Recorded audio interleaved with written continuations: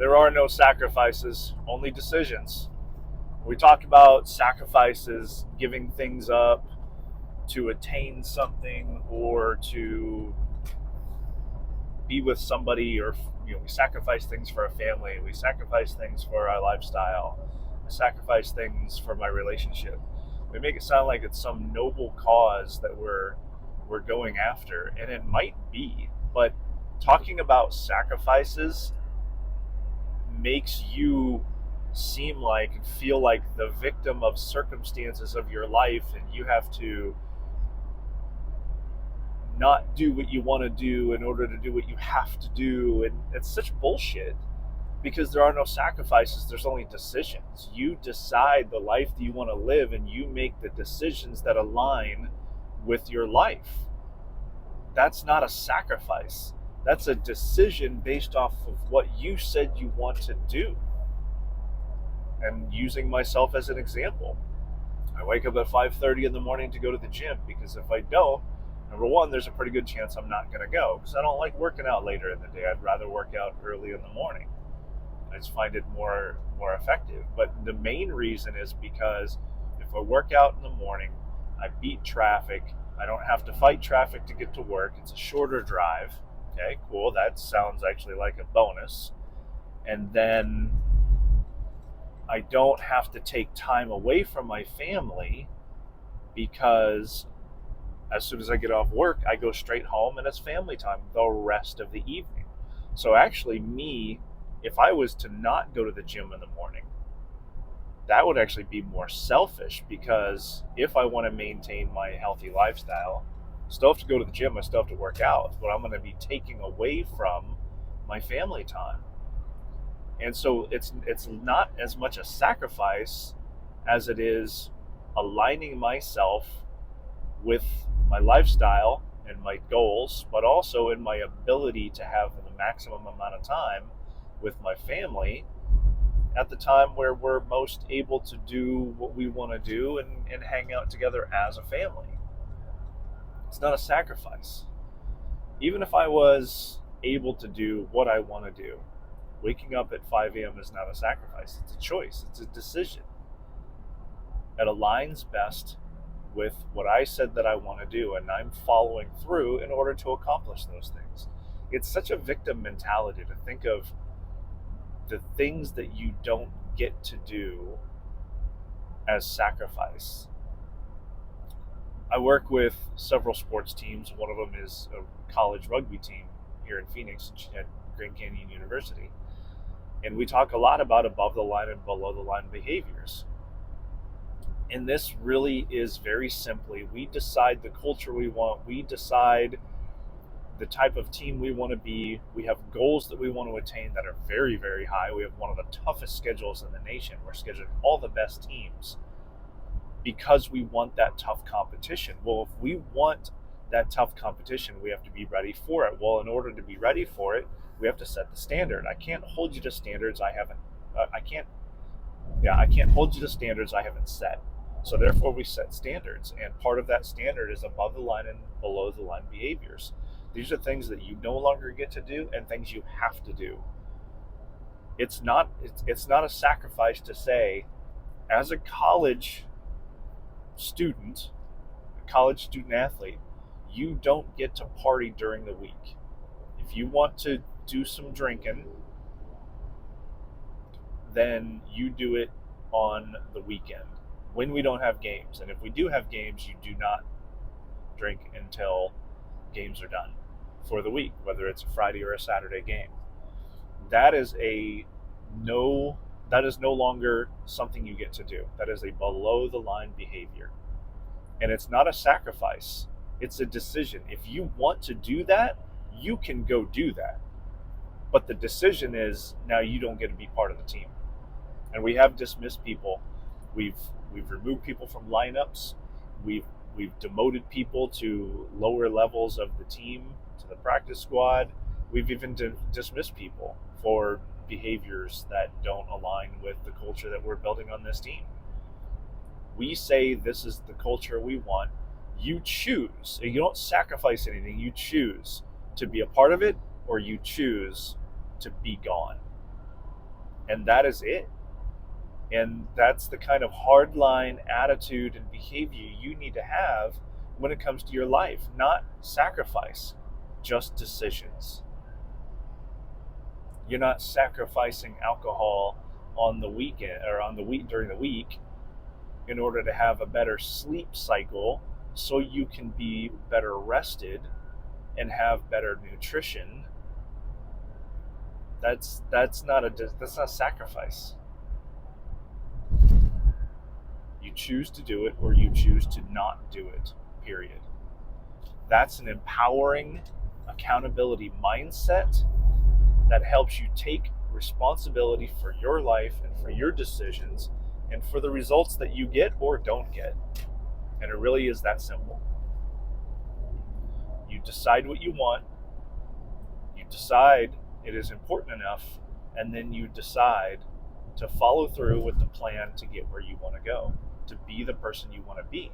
And here's the trick that most people fall victim to, that they make a mistake about, is, and this is, again, using myself as an example because I've been there, where I had lots of examples of people in my life as I was growing up, people that I didn't want to be like. Whether it's how I was parented or the people that were close to me and the way that they acted and the decisions that they made, there was a lot of things that I didn't want to be like. And so I had these examples of, oh, I don't want to be like this person. I don't want to do this. I don't want to make this mistake. I want to be this kind. I don't want to be this kind of a dad. The problem with that mentality is 80% of what I was focused on was what I didn't want to be. And if you don't see the flaw there, very clearly, it's you cannot optimize performance by running away from something. You cannot do great things by avoiding bad things. It doesn't work that way. Use the example in sports psychology. We use the example of, if you're a baseball manager, you're managing or coaching a baseball team, and your pitcher is struggling, and you know that the next batter coming up is a hard hitter. And you know if your pitcher throws high and outside, this batter is most likely going to crush it. It's going to be out of the ballpark. And so you go out to the pitcher mound, well intended, and you say, okay, if you throw it high and outside, this guy's going to crush it. So instead of throwing it high and outside, I want you to do this, this, this, and this. You have completely primed your pitcher for failure. You have talked to your pitcher about all the wrong things, and even if they don't do that thing, throw a high and outside, they're going to be trying so hard not to do it, they're going to do something equally bad because they don't have a goal of what they're actually trying to accomplish. There has to be an actual action. In sports, they call it the yips, where you can't do the thing that you've been trained to do. Something that, without thinking, you should be able to do very easily. Catcher throwing back to the pitcher, third baseman throwing to first base, an outfielder throwing to the cutoff man, near shortstop or second base. Well, instead of doing that, they just can't follow through and they keep making mistakes. And the main reason why is because they're so focused internally on basic mechanics, and they're so concerned about making a mistake that they're not just doing the thing, whatever the thing is. And so the decision then becomes to focus on excellent performance. What does excellent performance looks like? And you think about that thing. Well, whether you're talking about the details of performance or you're talking about the culture of your house or the character that you want to display as a husband, father, brother, applies to females too, mother, daughter, sister, blah, blah, blah. Whatever work you do, whatever sport you play, the character that it takes to be that person that you want to be. You can't become the greatest version of that person by running away from something. Character is built whether you deliberately create it or it's just created on its own. Something's still going to be created and you may not like it.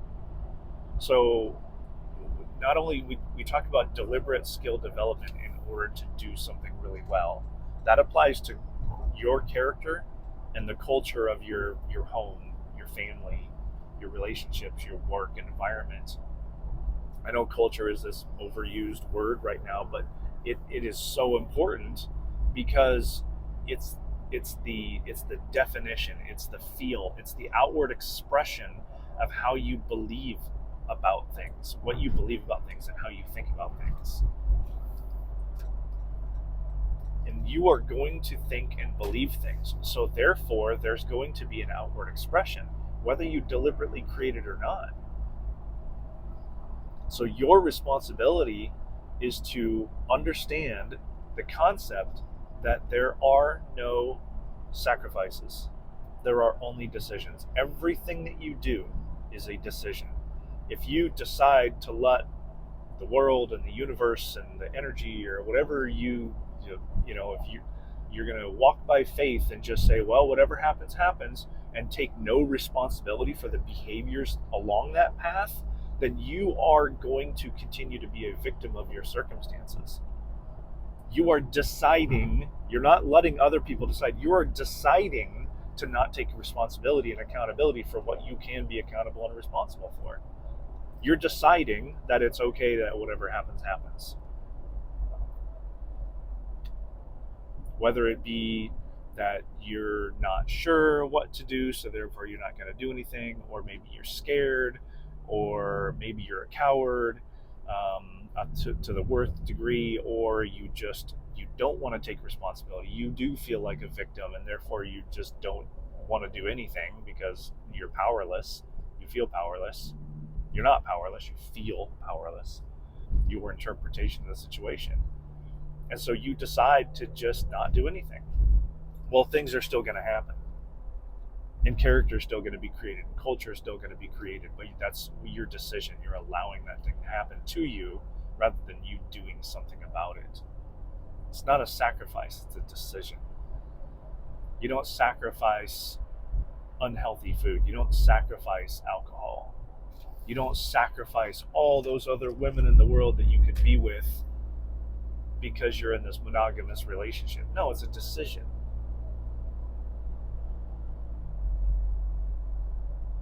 And if you're going to be in that circumstance, especially one that involves so many other people, don't be the victim of your circumstances. Don't be the coward.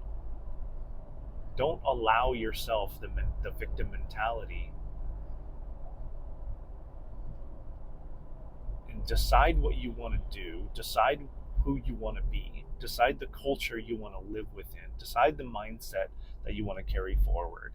Decide the outcomes that you hope for, even though a lot of times the outcomes may be outside of your control. So you decide the outcome you want, but then you decide the steps necessary, consistent behaviors in order to accomplish that thing. And if it happens, great. But more importantly, you create and you walk the path that is going to lead to something better. It's not a bad thing to say, well, I'm going to be with one person. If you don't want to be in a monogamous relationship, then don't. Because it's a victim mentality to be in a monogamous relationship with somebody that hopes that you're going to stay in that relationship, and then you go off and you mess around. If you don't want to be in a relationship, don't. You're not a victim of your circumstances. You are not a victim of the sacrifices you have to make. You design the life you want to build, and then you decide what is necessary to support that life. There are no sacrifices, only decisions.